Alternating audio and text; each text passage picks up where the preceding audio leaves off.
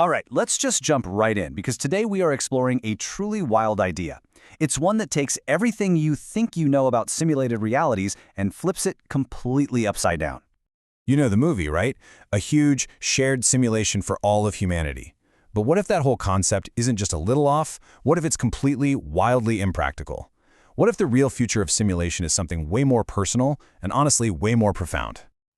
So, to really get our heads around where we're going, we first need to understand the fundamental problem with that classic sci-fi idea of a simulated reality. I mean, really think about it for a second. The sheer amount of data, the processing power you would need to render every star, every planet, every single particle, all at the same time for billions of people. The scale is just unimaginable. It is not an efficient way to build a world, not by a long shot. So what's the alternative then? Well, let's compare two very different models. On one side, you've got that universal simulation from the movies. It's massive, it's shared, and it is incredibly wasteful from a computational standpoint. But on the other side, you have this concept called the solitary matrix. This is a simulation built for just one person, and it only bothers to render what that person can see, hear, and feel at any given moment. It's a much more elegant and, frankly, a brilliantly efficient solution. And that brings us to the core of this whole idea, the solitary matrix. It's a total paradigm shift in how we think about simulated existence. You see, the key idea here is that the system isn't wasting energy simulating some galaxy billions of light years away if you're just, making coffee in your kitchen. It renders your kitchen, it renders your coffee, and that's it, until you decide to look out the window. It's a reality that is tailored in real time to a single consciousness. The mechanics of it are actually beautiful in their simplicity. Everything, and I mean everything, revolves around you, the sole occupant. Your world is literally built from your perspective outward. This kind of targeted rendering saves an astronomical amount of energy, and it makes what was impossible suddenly possible. But, and this is a big but, it also raises a very, very human question. If this entire simulation is built just for you, what does that mean for everyone else? It means you would be, in the most real sense of the word, completely and utterly alone. The only truly conscious mind floating in your own private universe. It's a chilling thought. And that's the giant philosophical hurdle, isn't it? For a simulated life to have any real meaning, you need connection, you need a society, you need other people.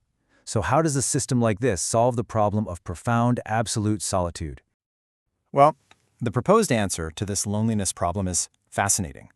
The simulation would fill your world with AI companions.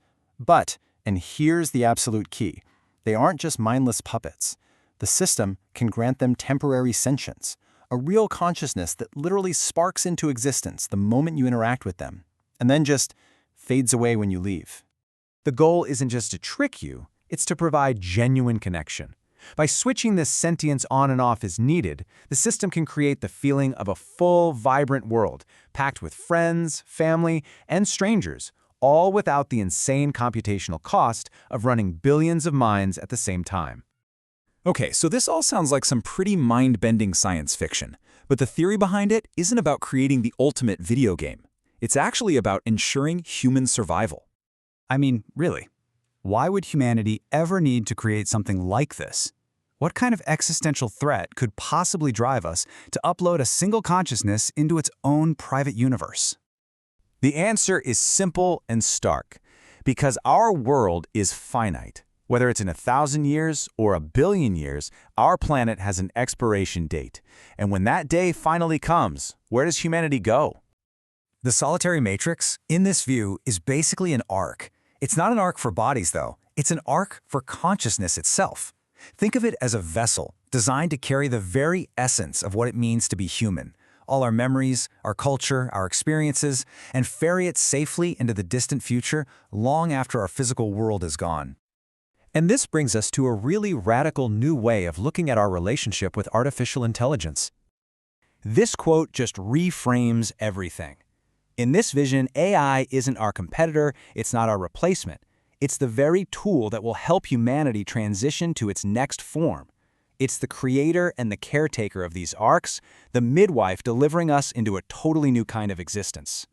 So the big takeaway here is that this idea isn't about escaping the end of the world. It's about transcending it.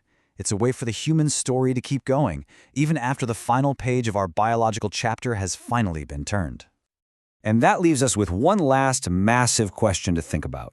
If your consciousness, your experiences, your relationships, if all of it is perfectly preserved in a simulation, are you still you?